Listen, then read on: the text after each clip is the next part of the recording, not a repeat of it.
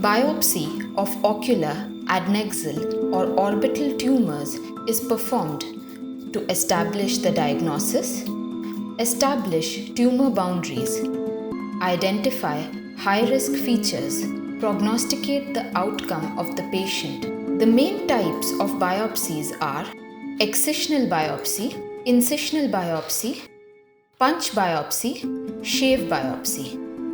Techniques are selected based on the characteristics of the lesion, possible diagnosis, location, and surgeon's preference. Additional techniques which aid in the final diagnosis are intraoperative frozen section for diagnosis or margin control, map biopsy, multi-level incisional biopsy to ensure adequate representative sample. Before the surgery, it is important to communicate with the pathologist the details about the case. Here, we describe my journey from the eye of a patient to my recognition as a distinct pathology. I was born in the safe and secure home of the lower eyelid of the right eye of a 76-year-old lady.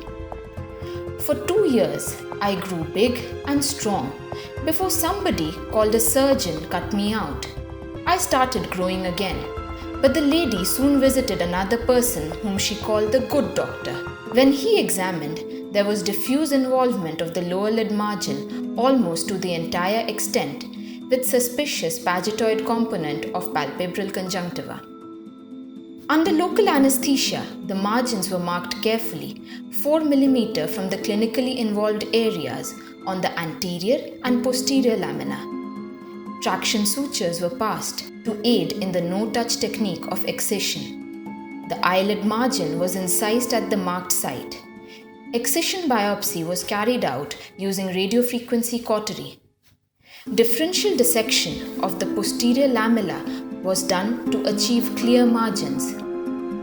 Additional margins were obtained to make sure that not even a small part of me was left behind. A map biopsy was taken from the conjunctiva. I was carried quickly and safely for frozen section. This is a method of rapidly analyzing a specimen in 10 to 15 minutes and gives intraoperative information to the surgeon. Fresh tissues are used for frozen section without fixation. Each margin taken separately is mounted on chucks or specimen discs using tissue freezing media. The chuck is then placed in the cryostat and frozen rapidly to a temperature of -34 degrees Celsius. The rotatory microtome inside cuts the tissue in fine layers, each about a thickness of 6 to 7 microns. They are then picked up on slides gently using a brush to prevent the sections from rolling. The frozen section slides are stained with hematoxylin and eosin. The pathologist examines the slides and gives the report. The surgeon goes on to reconstruct the eyelid. In this case, the Hughes flap from the upper eyelid was used to repair the lower lid coloboma. Histopathological preparation of a tissue has 4 main steps, beginning with fixation. This is necessary to maintain native composition of tissues.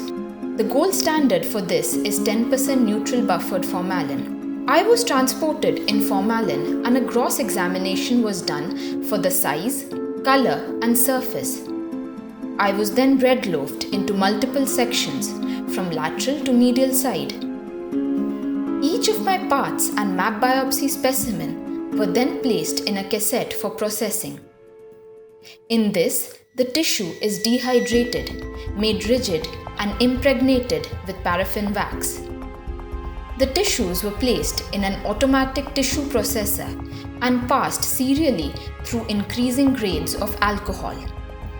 Xylene is used as a clearing agent. After this, they took me to the embedding station. An appropriately sized mold is selected and hot liquid paraffin is poured in. The tissue is then placed in it with a forceps. Once solidified, the paraffin embedded block is sectioned on microtome into slices as thin as 3 to 5 microns. The section tissue is floated on warm water bath and then mounted carefully on a slide. After drying, dewaxing is done by passing them through decreasing concentration of alcohol before staining. Staining is done again with hematoxylin and eosin. Each slide is then immersed in hematoxylin for 1 minute. Rinsed again, stained with eosin for 1 minute. It is then dehydrated with alcohol. Alcohol is then extracted with 2 changes of xylene. Permanent slides are thus prepared and secured with mounting media and cover slips. Finally, I reach the pathologist, who examines me. He writes up an entire report about me and gives it to the surgeon. They decide to call me sebaceous gland carcinoma with no pagetoid, perineural or lymphovascular spread. It's been 3 months. I heard the old lady is doing well. I'm here with my other fellow tumors. Some of them have been through additional tests called immunohistochemistry. Immunohistochemistry employs antibodies to identify cellular components or antigens which are tissue specific. It is done on sections prepared from routinely processed paraffin-embedded tissues. In ocular oncology, this is done for undifferentiated and poorly differentiated malignant neoplasia, differentiating lymphoproliferative lesions, histiocytic lesions, round cell tumors, spindle cell neoplasia, retinoblastoma, uveal melanoma, to distinguish between benign and malignant pigmented lesions, to differentiate between sebaceous, squamous and basal cell carcinoma of the eyelid, and to identify markers that are amenable to targeted therapy.